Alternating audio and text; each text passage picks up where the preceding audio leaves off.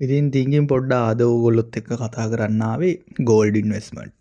දැන් කට්ටිය ඔක්කොම මේ දවස්වල කතා වෙනවා රත්තරන් මිල ඉහළ ගියා, වවුමක් ලක්ෂ 3ට ගියා, අරකයි මේකයි ගොඩක් දේවල් කතා වෙනවා. ඉතින් ඔයාලත් එක්ක අද කතා කරන්නේ කොහොමද ගෝල්ඩ් වල ඉන්වෙස්ට්මන්ට් කරන්නේ, මේ වෙලාවේ ඉන්වෙස්ට්මන්ට් කරන එක හොඳයිද කියලා. හරි.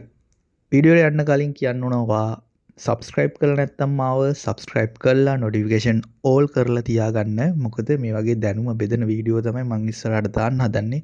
ඔයාට ඒව බලන්න කැමති නම් ඔයා අනිවාර්යයෙන් සබස්ක්‍රයිබ් කරලා නොටිෆිකේෂන් ඕල් කරලා තියාගන්න. හරි. ඇත්තටම දැන් ගෝල්ඩ් මිල මේ දවස්වල සීග්‍රේන් ඉහළ යනවා. දැන් අර මෙහි හැම තැනම කතා වෙනවා, මටත් ඇහිලා තියෙනවා මේ ලක්ෂ 3 පැන්න කියනවා ගෝල්ඩ් මිල.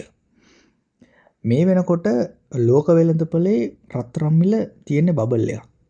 ඒ කියන්නේ මේ ඔය රුසියන් ඒ වගේ රටවල් වල තියෙන ප්‍රශ්නත් එක්ක තමයි මේ ගෝල්ඩ් මිල වැඩි වෙන්නේ. ඇත්තටම මේ ගෝල්ඩ් මිල කෘතිමව ආපු එකක්ද ස්වාභාවිකවම වැඩි වෙනවද? මෙහෙම වැඩි වෙච්ච කියන්නේ ඉතිහාසයේ ගෝල්ඩ් මිල වැඩි වෙලා තියෙනවා. ඒ වුණාට මෙහෙම ළඟ දැන් අද රෑ නිදා ගන්නකොට තිබ්බ මිල නෙවෙයි හෙට උදේ නැගිටිනකොට රුපියල් 10000ක් විතර ගෝල්ඩ් මිල වැඩි වෙලා. ඔයාට ඒක ටීවී එකෙන් ආරංචි වෙන්නේ නැති වෙයි. ඒ වුණාට ඔයා නිදා ගන්න කලින් පොඩ්ඩක් බලන්න ගෝල්ඩ් මිල. ඔය net එකේ ගහලා බලන්න gold price in Sri Lanka කියලා ගහුවට පස්සේ පළවෙනි වෙබ්සයිට් එකෙන් බලා ගන්න පුළුවන් අද daily ඕගොල්ලොන්ට gold මිල. ඔයා ඊට පස්සේ සතියකින් හෝ හෙට උදේට බලන්න gold මිල ඒ විදිහටම ගහලා වෙනස් වෙලා තියෙන්නේ, වැඩි වෙලා තියෙන්නේ. ඒකේ ඔයාට chart එකකින් බලා ගන්න පුළුවන් gold මිල සීග්‍රේන් ඉහළ යනවා මේ දවස්වල.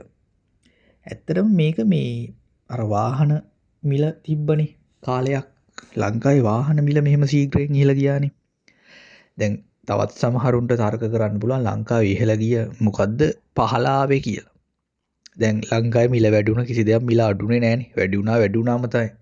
දැන් එහෙම තර්කයක් අරගෙන කාට හරි ගෝල්ඩ් වල ඉන්වෙස්ට්මන්ට් කරන්නත් පුළුවන්. මම එපා කියන්නේ.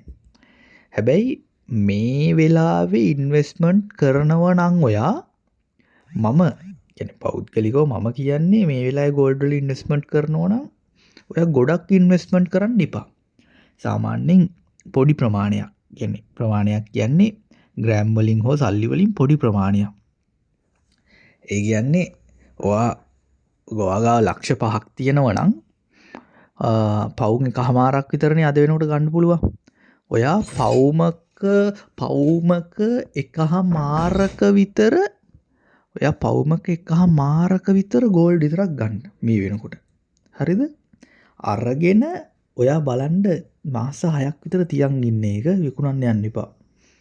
ඔයා මාස 6ක් විතර තියාගෙන ඉඳලා ඔයා බලන්න මාස 6කින්. එහෙම නැත්නම් ලබන අවුරුද්දේ මාස 6ක් කියන්නේ ලබන අවුරුද්දේනේ.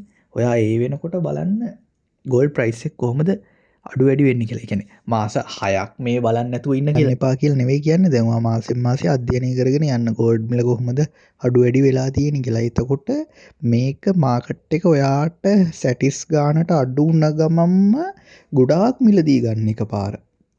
හරිද? ගොඩක් කියන්නේ ඔයාගේ අතේ සල්ලි තියෙනවා නම් සල්ලි තියෙන සියලුම ගාන්ටම මිලදී ගන්න. ඊට පස්සේ මේක මේ ඔයා අල්ලගෙන ඉන්න ටික කාලයක් මාකට් එකේ වැඩි වෙලා ඔයාට විකුණන්න ඕන, මේ ගානේ විකුණන්න ඕන කියලා හිතන ගානට විකුණන්න. ඔන්නෝම තමයි ගෝල්ඩ් වල ඉන්වෙස්ට්මන්ට් කරන්නේ සරලව.